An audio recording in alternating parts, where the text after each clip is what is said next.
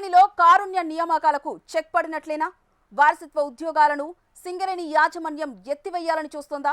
Medical బోర్డులో అక్రమాలు చోటు చేసుకున్నాయన్న ఆరోపణలతో ఏడాది కాలంగా బోర్డు కార్యకలాపాలు నిలిచిపోవడం, పైగా ఏసీబీ విజిలెన్స్ విచారణకు సర్కార్ ఆదేశంతో కారుణ్య భర్తీలపై నీలినీడలు కమ్ముకున్నాయి.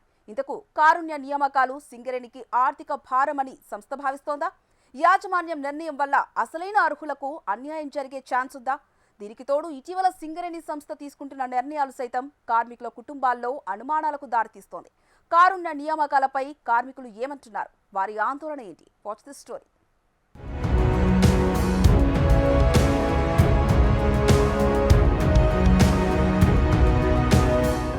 సింగరేణిలో కారుణ్య నియామకాలను ఎత్తివేస్తారని జోరుగా ప్రచారం సాగుతోంది.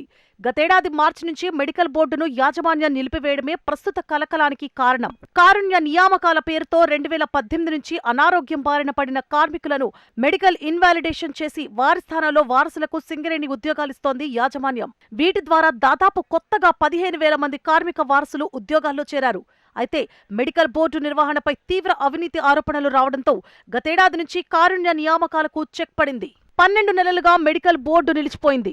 మధ్యలో 2 సార్లు మెడికల్ బోర్డు నిర్వహించినా ప్రత్యేకంగా దరఖాస్తు చేసుకున్న వారికి మాత్రమే అవకాశం కల్పించారు. దీంతో ఏడాదిగా బోర్డుకు వెళ్లలేని కొందరు కార్మికులు వారి సర్వీసు పూర్తి చేసుకుని ఉద్యోగ విరమణ పొందారు. ఫలితంగా వారి కుటుంబంలో ఒకరు ఉద్యోగాన్ని కోల్పోవాల్సొచ్చింది.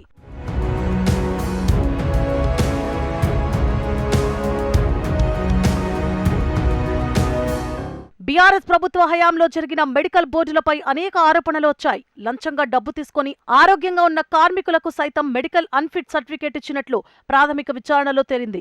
ఇది అక్రమ కారుణ్య నియామకాల వల్ల సింగరేణిపై ఆర్థిక భారం పడుతోందని ఇటీవల శాసన మండలిలో డిప్యూటీ సీఎం భట్టి విక్రమార్క ప్రకటించారు. దీనిపై ఏసీబీ విజిలెన్స్ విచారణ చేపడుతున్నట్లు పేర్కొన్నారు. రాష్ట్ర ప్రభుత్వం ఏసీబీ విచారణకు ఆదేశించిన నేపథ్యంలో కారుణ్య నియామకాలపై అనుమానాలు వ్యక్తమవుతున్నాయి.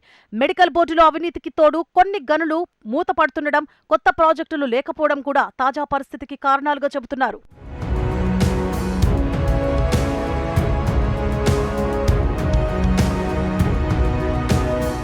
సింగరేణి సంస్థ గత కొన్నాళ్లుగా తీవ్ర ఆర్థిక సంక్షోభంలో ఉంది. వేల కోట్ల లాభాలు వస్తున్నట్లు ప్రకటించడమే కానీ నిర్వహణ కోసం నిధుల కొరతను ఎదుర్కొంటోంది. అవసరాల కోసం అప్పులు చేస్తోంది. సంస్థకు 50,000 కోట్ల బకాయిలు రావాల్సింది. దీనికి తోడు గత ఆర్థిక సంవత్సరం ఉత్పత్తి కూడా తగ్గింది. ఇన్ని ప్రతికూల పరిస్థితుల్లో కారుణ్య నియామకాలు జరపడం తలకు మించిన భారంగా యాజమాన్యం భావిస్తున్నట్లు ప్రచారం జరుగుతోంది. దీనికి తోడు గతంలో కారుణ్య నియామకాల ద్వారా ఉద్యోగాలు పొందిన వాళ్లు సైతం విధులకు డుమ్మా కొడుతున్నారు. ఇది ఉత్పత్తిపై ప్రభావం చూపుతోంది. గైర్హాజరును తగ్గించేందుకు యాజమాన్యం కార్మికుల కుటుంబ సభ్యులకు కౌన్సిలింగ్ ఇచ్చినప్పటికీ ఆశించిన ఫలితాలు రావడం లేదు. అన్నిటికీ మించి భూగర్భ గనుల వల్ల ఉత్పత్తి వ్యయం పెరిగి తీవ్ర నష్టాలు వస్తుండటంతో కార్మికుల సంఖ్య ఎంత తగ్గితే అంత మేలన్న భావనతో యాజమాన్యం ఉన్నట్లు ప్రచారం జరుగుతోంది.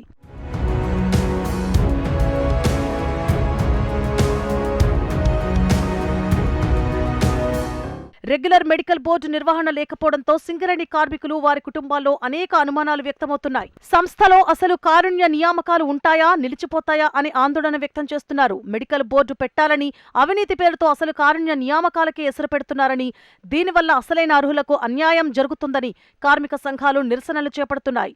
అలాగే కారుణ్య నియామకాల వల్ల ఉద్యోగాల్లో చేరి 10 ఏళ్లుగా విధులు నిర్వహిస్తోన్న వారిపై విచారణ జరిపితే కార్మిక వర్గం నుంచి తిరుగుబాటు వస్తుందని పేర్కొంటున్నాయి. మెడికల్ బోర్డు నిర్వహించకపోవడానికి, సింగరేణిలో వారసత్వ ఉద్యోగాలను నిలిపివేయడానికి ప్రభుత్వం సింగరేణి యాజమాన్యం చేస్తోన్న కుట్రగా పలు సంఘాలు ఆరోపిస్తున్నాయి. మెడికల్ అన్ఫిట్ కేసుల్లో ఎవరైనా అనర్హులు ఉద్యోగాలు పొందితే దానికి కార్మికుల కంటే సింగరేణి మెడికల్ బోర్డు యాజమాన్యమే దోషిగా నిలబడాల్సి ఉంటుందని సంఘాలు వాదిస్తున్నాయి. ఇది కాస్త కాంగ్రెస్ ప్రభుత్వంపై విమర్శలు, వ్యతిరేకతకు దారితీస్తోంది.